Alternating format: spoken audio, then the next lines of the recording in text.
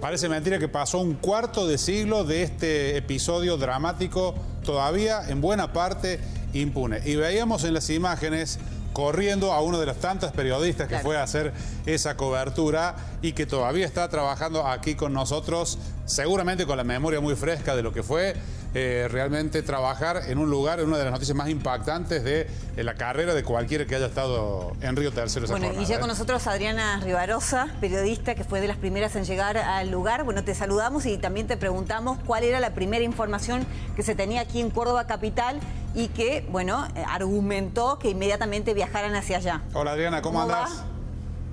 Hola, ¿cómo les va, Gerardo Cruz? Un gusto verlos. Bueno, nosotros nos enteramos porque a las 9 de la mañana llamaron oyentes a Radio Universidad. Estábamos escuchando la radio, saliendo ya para hacer la primera nota y ahí escuchamos el llamado desesperado de gente de Río Tercero diciendo que había explotado la fábrica. Esa fue la primera información que tuvimos. Y bueno, tardamos unos 5 o 10 minutos en salir hacia Río Tercero. Bien, y llegar a esa ciudad para todos los que tuvimos la oportunidad de llegar en esa mañana era un escenario jamás visto en nuestro trabajo, ¿no? Era prácticamente como estar en una ciudad bombardeada, una ciudad en guerra. Caían proyectiles de todos lados, el asfalto caliente, todo ese clima de incertidumbre y desesperación de la gente, ¿no?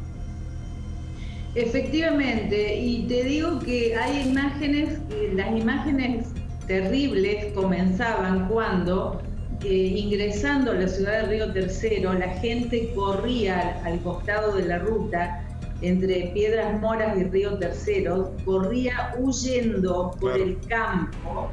Eso fue lo primero que vimos. Y después, como vos decís, una ciudad bombardeada donde había que cuidarse de las esquirlas porque seguían las explosiones.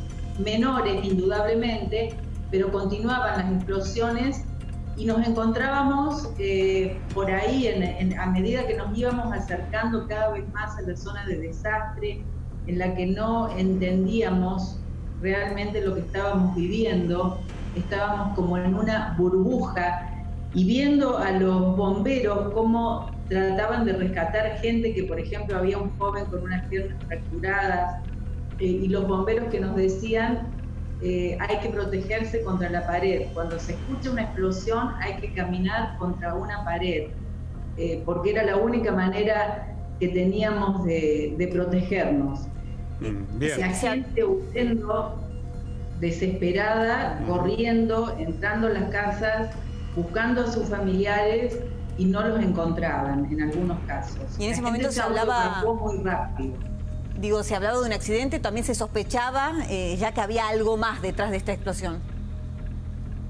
En ese momento, Cruz, como te digo, era como una burbuja. Estábamos ahí trabajando, tratando de hacer lo mejor posible y no contábamos con radio en ese momento. Cuando salimos de la zona de desastre, a eso de las 2 horas, nos enteramos de que Menem ya había dicho en Buenos Aires, no sé si Menem o el ministro de Defensa, de que se trataba de un accidente. El primer funcionario nacional que llegó fue Germán Cámara, que estaba a cargo de Telecomunicaciones de la Nación. Él también con la misma teoría. Desde el gobierno provincial en ese momento, que el gobernador era Ramón Mestre, no había ningún tipo de información. Y recuerdo que quien dio oficialmente la primera información sobre las 7 víctimas fatales fue el ministro Hugo Porta en ese momento, ministro de la Producción, quien fue hasta el Hospital Zonal y allí tuvo la información oficial y que nos brindó a los periodistas en ese momento.